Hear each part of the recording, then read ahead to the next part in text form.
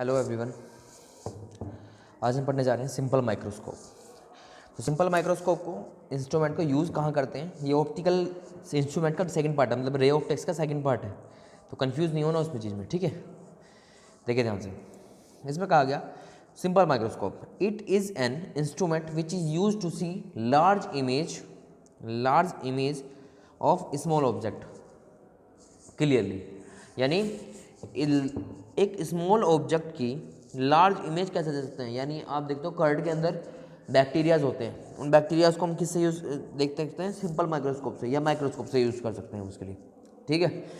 तो इसके लिए हम यूज़ करेंगे कन्वेक्स लेंस। कौन सा लेंस यूज़ करेंगे, कन्वेक्स लेंस। चलिए अब इसके बारे में पढ़ते हैं। रे डायग्राम क्या होता है, रे डायग्राम, ठीक है। रे डायग्राम बनाते हैं। रे डायग्राम को आपने समझ लिया तो इन सब कुछ क्लियर हो जाएगा, मतलब कुल मिला के बात ये है, ठीक है। ये इसका हमने ड्रॉ कर लिया प्रिंसिपल एक्सिस, और ये बना लिया मैंने इसका कनकेव लेंस, ठीक है। मान लीजिए ऑब्जेक्ट आपने फोकस और इस सेंटर C1 जो सेंटर है इसके कहीं बीच में रख लिया, ठीक है। तो मान लूँ मैं यहाँ पे रख लिया, मैंने यहाँ पे मान लिया कि मैंने यहाँ पे रख लिया, ठीक है। तो एक रे को इंसिडेंट कराया मैंने इस पॉइंट पर, और आप जानते हो कि कनकेव के अंदर दो फोकस होते हैं, एक यहाँ पर एक यहाँ पर, ऐसे मान लिया मैंने, दूसरा पॉइंट यहाँ पर होगा। तो आप इसे भी मान सकते हो कि ये F1 हो गया, ये F2 हो गया, या F1 डैश डबल डैश कुछ भी करके मान सकते हो, उसमें लेट करने में कोई कन्फ्यूज़न होनी नहीं चाहिए आपको। तो एक तो आप बेस की यहाँ से रे फोकस से होकर निकल जाएगी, ठीक है, और एक रे आपकी सेंटर से होकर निकल जाएगी बी स्टेट। मैं देख पा रहा हूँ कि यहाँ से सीधे जा तो रही हैं लेकिन कहीं भी एक दूसरे क्रॉस नहीं कर रही, ठीक है। ये ए और ये बी, मैंने क्या करा, इनको पीछे मैच करने की कोशिश करी कि कहीं पीछे जाके एक साथ मर्ज हो रही हैं, ठीक है।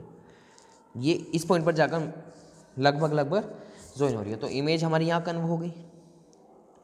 तो ये ए बी था, तो इसको मैंने ए डैश और ये बी डैश हो गया मेरा, ठीक है। यहाँ तो समझ में आ गई बात, यहाँ तक बातें क्लियर हो गई बेटा। चलिए जनरली बात करूँ, यहाँ से यहाँ तक के डिस्टेंस को मैं क्या बोलूँगा, u। यहाँ तक आपकी इमेज बन रही है और ऑप्टिकल सेंटर तक आप क्या बोलोगे उसको, v, ठीक है ना। चलिए अब इसके जो हमने डायग्राम बनाया उसकी थ्योरी देख लीजिएगा एक बार। देखिए स्टूडेंट्स, अब हम थ्योरी में पढ़ लेते हैं हमने क्या किस तरीके से डायग्राम बनाया है, किस तरीके से चेंज किया है डायग्राम को। A simple microscope consist of a convex lens. एक सिंपल माइक्रोस्कोप ले रहे हैं और कंसिस्ट कर रहे हैं उसमें convex lens, and the object is placed between the focus and centre. ये रखा हुआ है, फोकस और सेंटर के बीच में ऑब्जेक्ट रखा हुआ है, ठीक है। फोकस और सेंटर के बीच में क्या रखा हुआ है, हमने ऑब्जेक्ट को रखा हुआ है, ठीक है, ठीक है। क्या रखा हुआ है, कंसिस्ट फोकस और सेंटर के बीच में रखा हुआ है of the lens, so as to obtain virtual image. हमें वर्चुअल इमेज मिलेगी, क्योंकि अगर रियल इमेज का मिलती जब एक दूसरे को ये क्रॉस कर देते, अब तो वर्चुअल इमेज पीछे मिलेगी हमें। Magnified image of the object is shown in the figure के अंदर शो। अब हम यहाँ से पढ़ेंगे इसका मैग्निफिकेशन। क्या पढ़ेंगे, मैग्निफिकेशन। देखिएगा मैग्निफिकेशन की हम बात करेंगे तो मैग्निफिकेशन क्या होता है, it is defined as the ratio of angle subtended by image to the angle of subtended by an object in eye, ठीक है। ऐसा मान लीजिए यहाँ आपकी आइज़ है, ऐसा मान लीजिए यहाँ आपकी आइज़ है। इस मैग्निफिकेशन को मैं बात करूँ तो मैग्निफिकेशन का दूसरा नाम होगा पावर ऑफ मैग्निफिकेशन या एंगुलर मैग्निफिकेशन,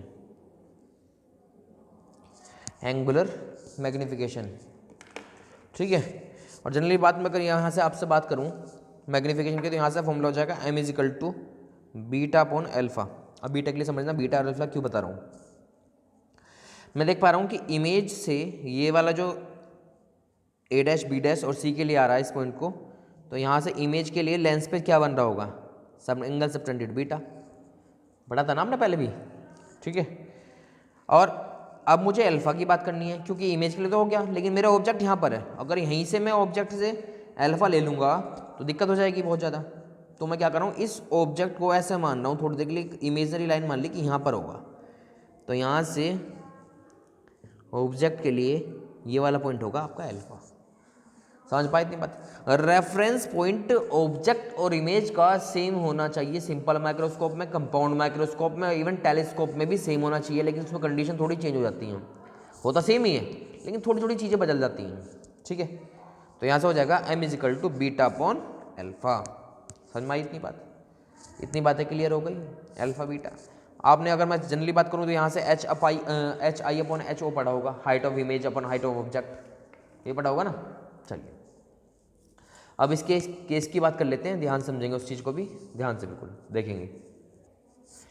चलिए देखिए, अब इससे मान लिया image is formed at near point distance vision, यानी चीज़ हम देख सकते हो मतलब ऐसा मान लीजिए कि अगर आप बुक पढ़ रहे हैं तो आपके और बुक के बीच में कितनी डिस्टेंस होनी चाहिए, कितनी डिस्टेंस होनी चाहिए बताइए, 25 सेंटीमीटर, तो उसको बोल दिया हमने डिस्टेंस विजन, ठीक है। चलिए अगर मान लूँ मैं 4 small angles m equal to 10 beta upon 10 alpha, तो 10 बीटा क्या हो जाएगा, a dash b dash upon b dash c।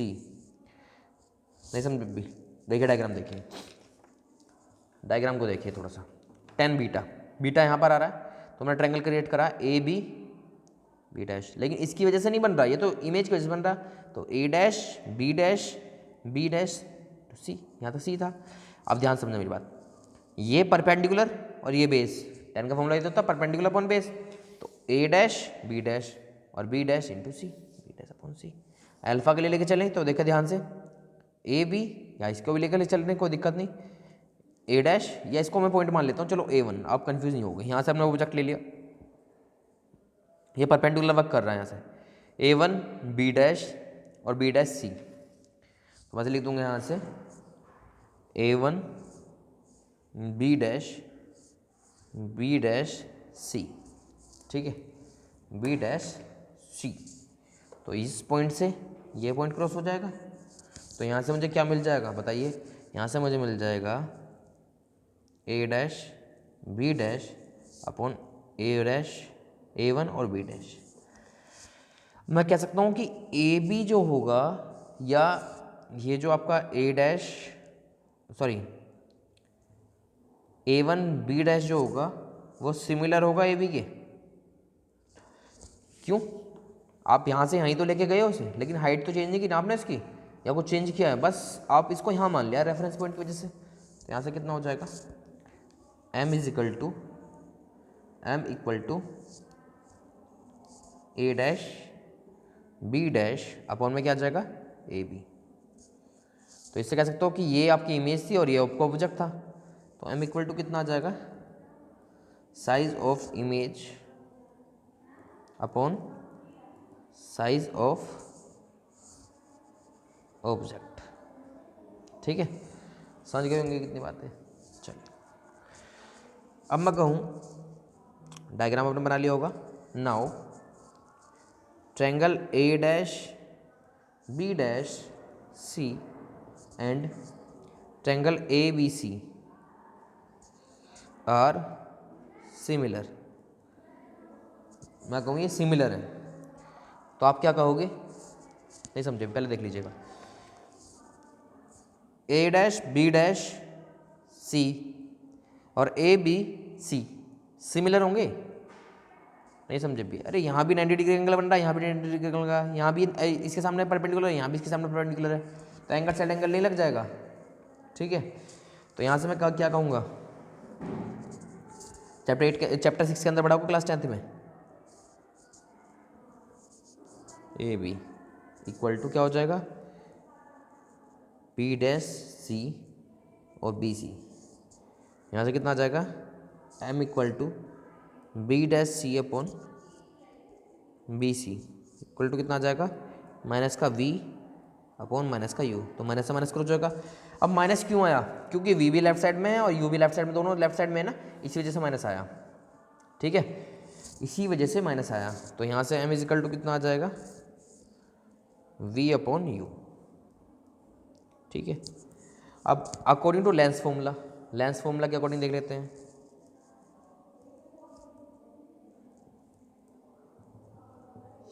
Lens formula समझ लिया क्या होता है, 1/f 1/v माइनस 1/u।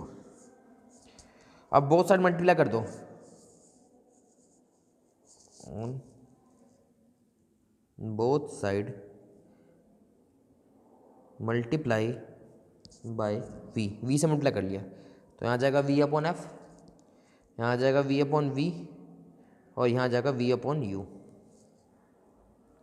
ठीक है, बाकी रिमेनिंग पार्ट में ये लिख देता हूँ, इसको केस फर्स्ट को क्लियर भी तो करना है ना। तो यहाँ से हो जाएगा v अपॉन एफ, यहाँ से 1 और यहाँ से v अपॉन यू। और मैंने भी पढ़ा था कि अभी v अपॉन यू क्या माना था मैंने, तो यहाँ से 1 अपॉन वी आ जाएगा। तो m को मैं इधर ला रहा हूँ और यहाँ से इधर ले जा रहा हूँ, v अपॉन एफ को 1 minus m upon sorry v upon F. ठीक है, v अपॉन एफ। अब m इज इक्वल टू जो है 1 माइनस वी अपॉन एफ। अब इस v को मैं क्या लिख सकता हूँ, इस v को d भी तो लिख सकता हूँ। डिस्टिंक्ट विजन का मतलब क्या होगा कि मुझे पूरा दिख पा रहा है, तो v equal two distinct vision होगा। लेकिन ये डिस्टिंक्ट विजन क्यों होगा, क्योंकि हम नेगेटिव में देख रहे हैं। क्या देख रहे हैं, नेगेटिव में। तो m is equal to 1 minus D upon F. तो इसे m इज इक्वल टू कितना लग जाएगा, 1 प्लस डी अपॉन एफ। अब डिस्टिंक्ट विजन के लिए आप फॉर्मूला लगाओगे सिंपल माइक्रोस्कोप के, वो ये लगाओगे। ठीक है, चलिए अब इसका केस नंबर सेकंड समझते हैं। ठीक है, इसका केस नंबर सेकंड समझते हैं, और इसे लिखना चाहो तो लिख सकते हो मैग्निफिकेशन ऑफ डिस्टेंस इमेज। से लिख देता हूँ मैं, मैग्निफिकेशन ऑफ डिस्टिंक्ट इमेज। ठीक है, चलिए देखते हैं अगला। देखिए स्टूडेंट्स, अब क्या करना है हमें, इसमें फिर से डायग्राम बनाना है। ये प्रिंसिपल एक्सिस हो गया, ये कनकेव लेंस हो गया। ठीक है, अब की बार क्या कह रहा है, इसमें जब हमें इन्फिनिटी पे बनाना होगा तो हम याद जानते हो, क्लास 10th में पढ़ लिया था कि ऑब्जेक्ट आपका फोकस पर होना चाहिए, यानी F1 F2, और इस पर ही आपका ऑब्जेक्ट होना चाहिए। ठीक है, इसको नाम दिया हमने ए बी। ठीक है, यहाँ से आप जानते हो कि एक रे ऑफ लाइट ऐसे जाएगी, इसमें ज़्यादा टाइम नहीं लेंगे हम, और एक ये फोकस से होकर निकल जाएगी, और एक जानते हो आप इसके सेंटर से जाएगी और सेंटर से होकर ऐसे निकल जाएगी। चलिए आगे तो कहीं लग नहीं रहा कि कहीं भी इमेज बन पाएगी। ठीक है, पीछे मैच कर लेते हैं इसको, टर्न करा। ठीक है, यहाँ से हम इसको टर्न करके देख रहे हैं और यहाँ से इसको टर्न करके देख रहे हैं। अब मैं देख पा रहा हूँ कि कहीं भी इसको मुझे लग नहीं रहा, कहीं भी एक दूसरे को मैच करेगी। ठीक है, कहीं भी एक दूसरे को मैच करेगी, ऐसा लग नहीं रहा। तो मैंने इमेजरी लाइन मान ली कि कहीं पर यहाँ जाकर इमेजरी, कहीं जाकर यहाँ पर इमेज बन जाएगी, कहीं पे जाकर। ठीक है, तो वही करेंगे जो ऑब्जेक्ट को यहाँ लेके गए थे हम, और इसके लिए मेरे पास बीटा था और इसके लिए मेरे पास अल्फा लिया था मैंने लास्ट डायग्राम में, और ये था। और इसको हमने लास्ट में जाकर क्या मान लिया था, डिस्टेंस विजन यानी डी। हम यू और वी की बात ही नहीं कर रहे हैं। ठीक है, हमने सपोज किया सिर्फ ये लाइन। ठीक है, इमेजनरी लाइन है ये एक तरीके की, ये बोल सकते हो आप, कंफर्म नहीं है। तो वी नो दैट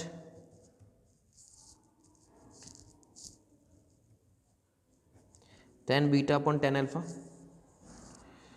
अब मैं tan बीटा के लिए क्या लेके चलूँगा बताइए, tan बीटा के लिए ले चलूँगा, आपके पास tan बीटा रहा ना, तो tan बीटा के लिए तो ये भी ले सकते हैं, ये भी ट्रायंगल बन रहा है ए बी सी, तो इसको ले लेते हैं इस बार ए बी अपॉन, अब बेस क्या है, एफ से सी, तो F1 सी की जगह मैं इस डिस्टेंस को मान के चल रहा हूँ कि फोकल लेंथ तो है, एफ रख लिया। ठीक है, अल्फा के लेके चलूँ तो अल्फा के लिए नहीं ले सकता, अल्फा के पीछे से आ रहा है, तो इसको मैंने इस पॉइंट को A1 मान लिया, A1। जैसे प्रीवियस डायग्राम में करा था। तो क्या बोल सकता हूँ यहाँ से मैं कि ए डैश या A1 B डैश अपॉन पूरा पूरा डिस्टिंग्विजन था, डी आ जाएगा। अब मैं देख पा रहा हूँ कि ये तो ए बी है अपॉन एफ, ये क्या है ए डैश बी डैश मतलब डिफरेंस पॉइंट। और मैं क्या अपने पिछले टॉपिक में क्या पढ़ा था, मतलब पिछले डायग्राम में क्या पढ़ा था कि सिमिलर होंगे दोनों, A1 B डैश सिमिलर होगा ए बी के, पढ़ा था ना।